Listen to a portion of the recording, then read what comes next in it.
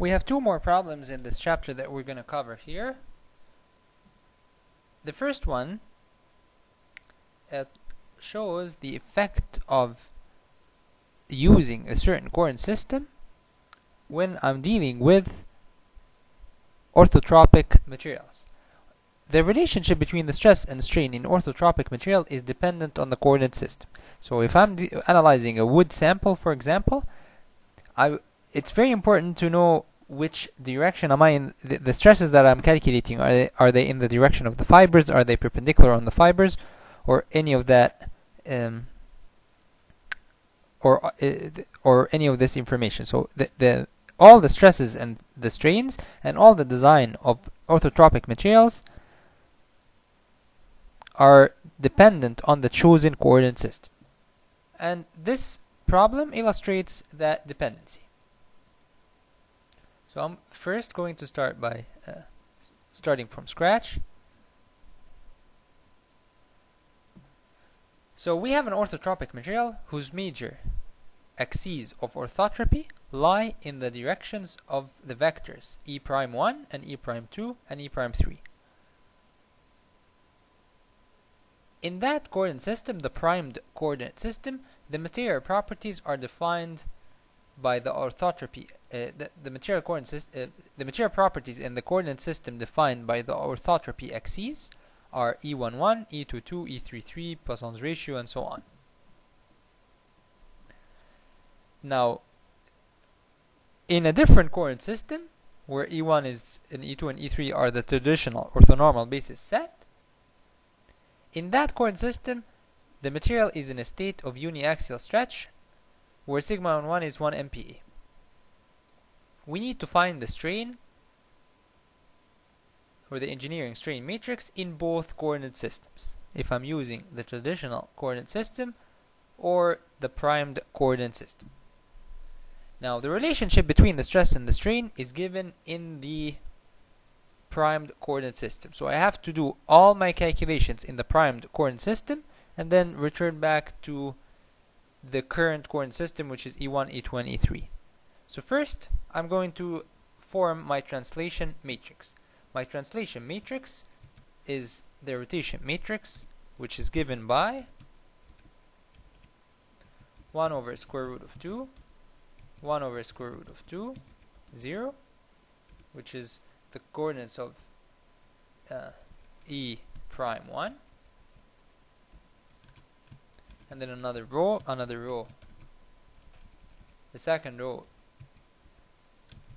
is e'2,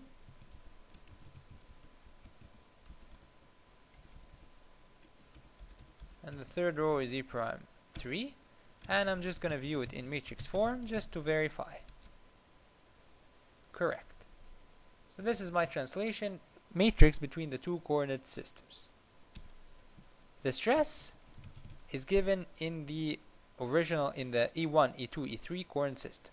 So sigma, or the stress, is given as a matrix with only one non-zero component, which is sigma on 1. Everything else is 0.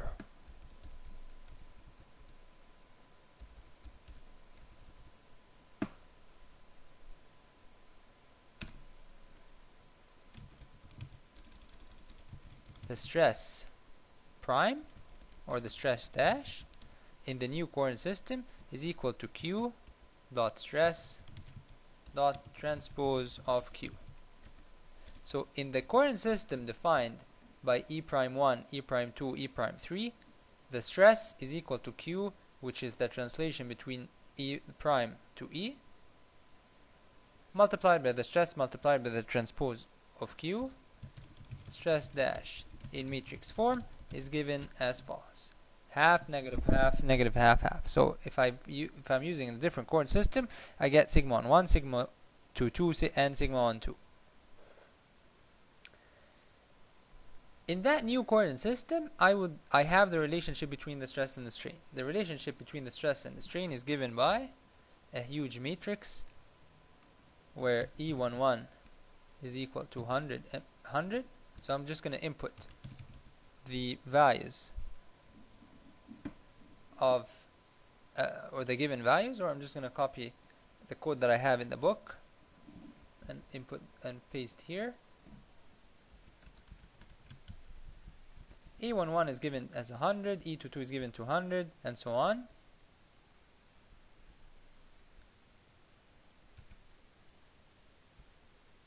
And these are the relationships that relate the different Poisson's ratios with each other.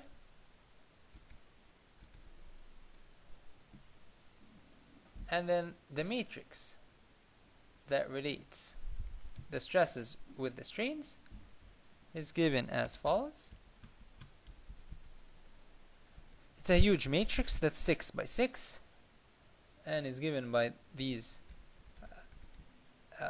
entries. I'm going to call this matrix CC, and I'm going to view it in matrix form just to verify it's symmetric. Indeed, it's symmetric, and the correct, it looks like I've input the correct entries. All these are zeros and only 1/g's here. This relates the strains to the stresses. So the strains are equal to this matrix multiplied by the stresses. So I can find my strain dash vector, so that's the strain vector in the primed coordinate system, is equal to C multiplied by the stress vector, which means I have to make a vector of the stresses. The vector of the stresses is made out of 6 components. The first component is sigma 11. The second component is sigma 22. The third component is sigma 33. And then 12, 13, and then 23.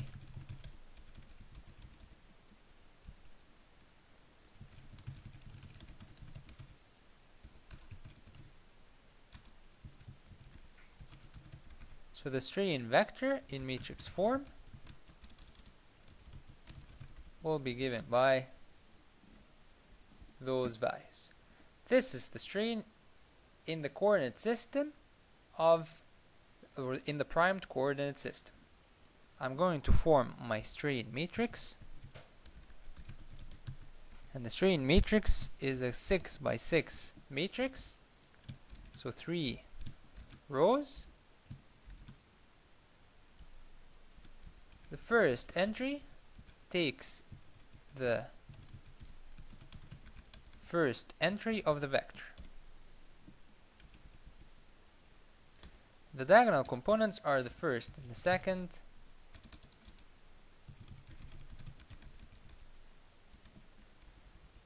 entries. So I'm just inputting the diagonal components, taking the diagonal components of the vector and putting them in their appropriate locations inside the matrix. And then epsilon 1, 2, I will take the so I'm just gonna put a note here that the strain vector contains epsilon 1, 1, epsilon 2, 2, epsilon 3, 3, epsilon 1, 2, epsilon 1, 3, and epsilon 2, 3. So 1, 2 is the fourth component of the vector. 1, 3 is the fifth component of the vector. And don't forget that in the vector these values are multiplied by 2. The shear are multiplied by 2. So I have to multiply by half to find the strain values.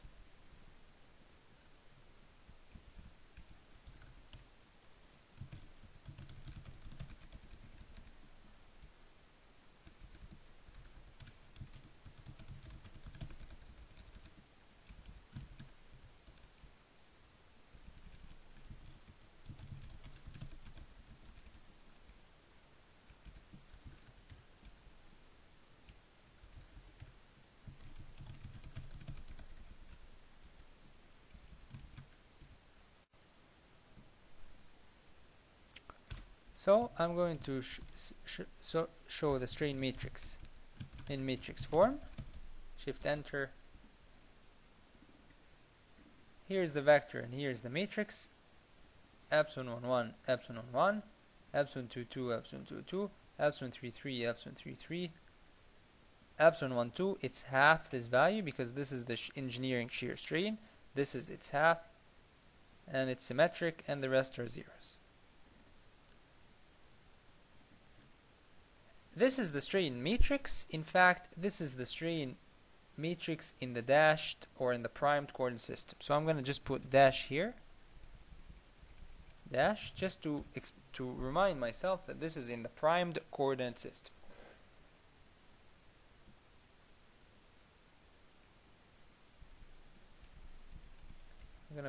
So this is in the strain matrix in the dashed coordinate system, or the primed coordinate system. In the other coordinate system, I know that the strain matrix dash is equal to Q multiplied by the strain matrix multiplied by the transpose of Q.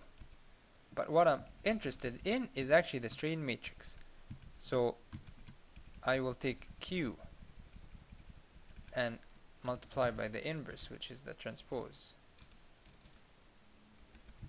of Q. And I will take the transpose of Q and put its inverse here, which will give me Q. And this will give me the strain matrix in the non-primed coordinate system. So the strain matrix is equal to the transpose Q multiplied by the strain matrix dash dot Q. Shift enter. This is the strain matrix. I'm going to put it in matrix form. Shift enter. And here's the value. Now what is very important about this is the following. The original stress matrix, let's just put it here, stress in matrix form.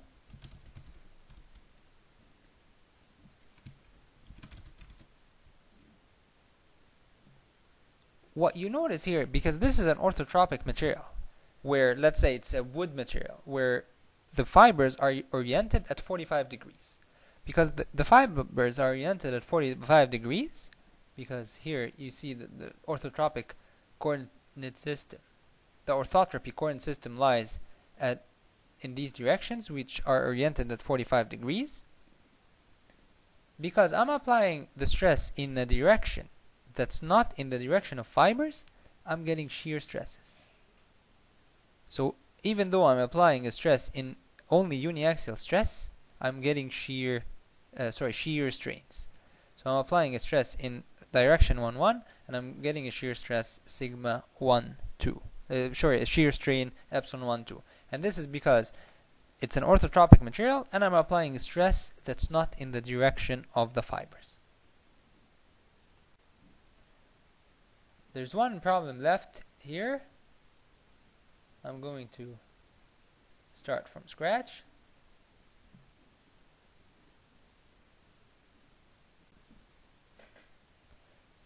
So in this final problem, we have the in-plane displacement of a plate of dimensions 5 meter and 1 meter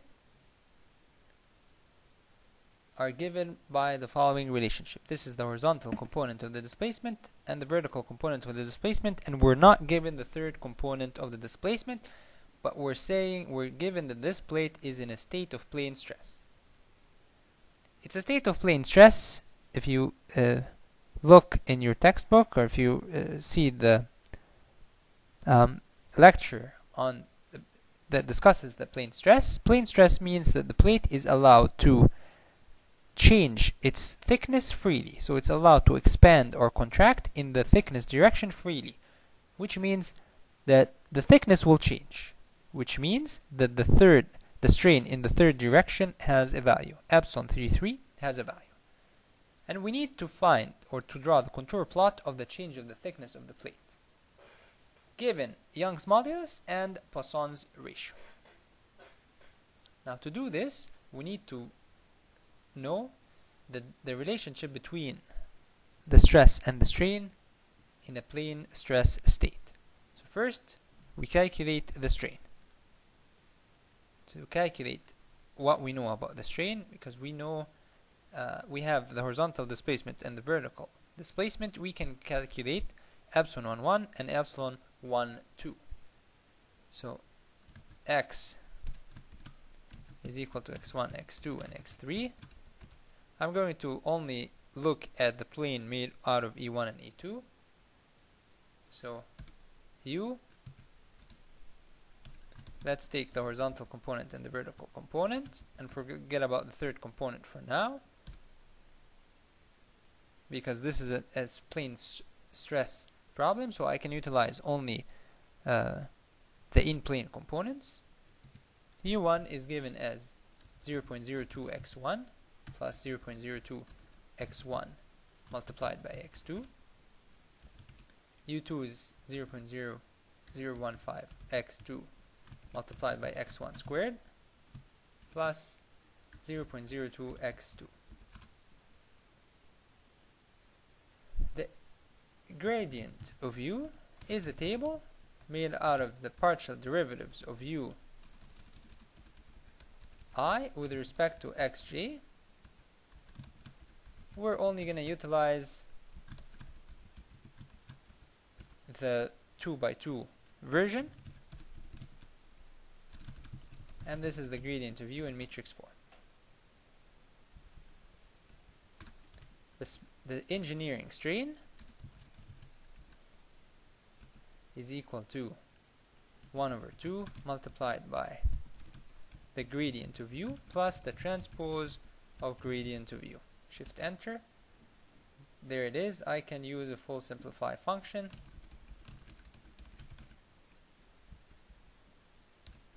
And I can view it in matrix form. And here's the strain matrix.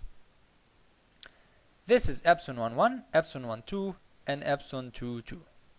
Since this is a state of plane stress, I can utilize the modified version or the simple version of the constitutive law to find my stresses. Given that Young's modulus is given by this value, Poisson's ratio is equal to 0.4, the matrix of relationship is given as follows. If you look at your in your textbook, the relationship in a plane strain is given by the following. It's instead of a 6 by 6 relationship, it's only a 3 by 3 relationship, because it relates sigma 1, 1, sigma 2, 2, and sigma 1, 2 with epsilon 1, 1, epsilon 1, 2, and epsilon 2, 2.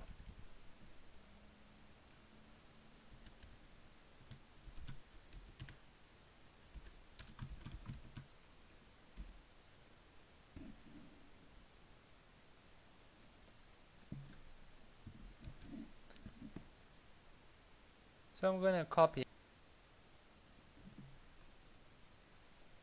the matrix here, and then I'm going to look at it in matrix form. Here's the relationship that relates the stresses with the strains. And so the stresses will be equal to Cc multiplied by the strain vector. So I need to form the strain vector. The strain vector is equal to 3 components. The first one is the strain matrix 1, 1. The second one is the strain matrix 2, 2. And the third one is the strain matrix 1, 2. Multiplied, don't forget the 2, because in the vector we use the engineering components. So the stresses are equal to Cc multiplied by the strain vector. Stresses in matrix form.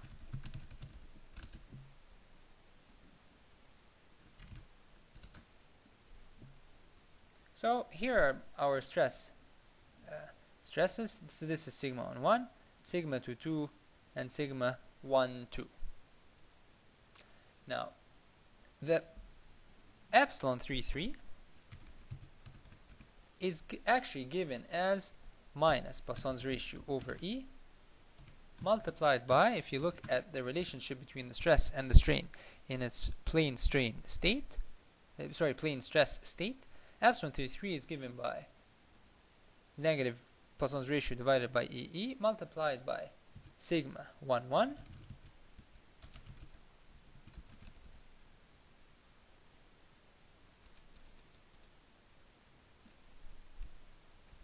plus sigma 2 2. So I just took right away sigma 1 is this, so I took the first element of the vector, and sigma 2 2 is this, so I took the second element of the vector. So this is epsilon 33 given by this value, and let's use full simplify.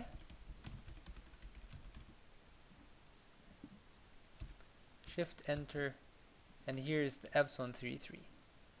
Epsilon 33 is equal to delta t divided by the thickness.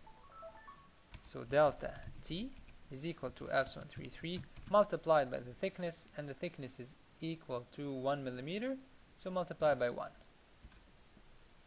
And so I can draw the contour plot of delta t on the plate, and the plate goes x1 from 0 to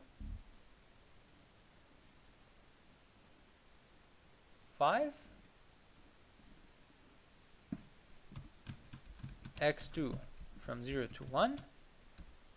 I would like to plot the contour labels,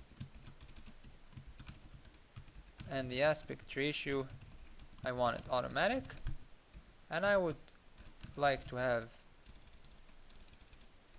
a label for the plot, call it delta thickness in millimeter. Shift enter, contour plot is missing capital P, shift enter, and here's my contour plot of the delta t. So delta t is negative 0.03, negative 0.035, and here negative 0.06.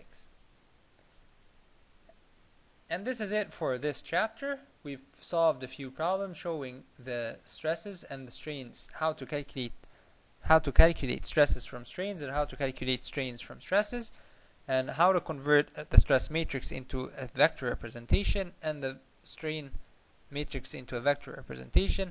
Don't forget that the vector representation of the strain, we use the engineering shear strain, which is 2 multiplied by the actual value in the matrix, and this is usually a point of confusion, so be careful when you deal with these matrices.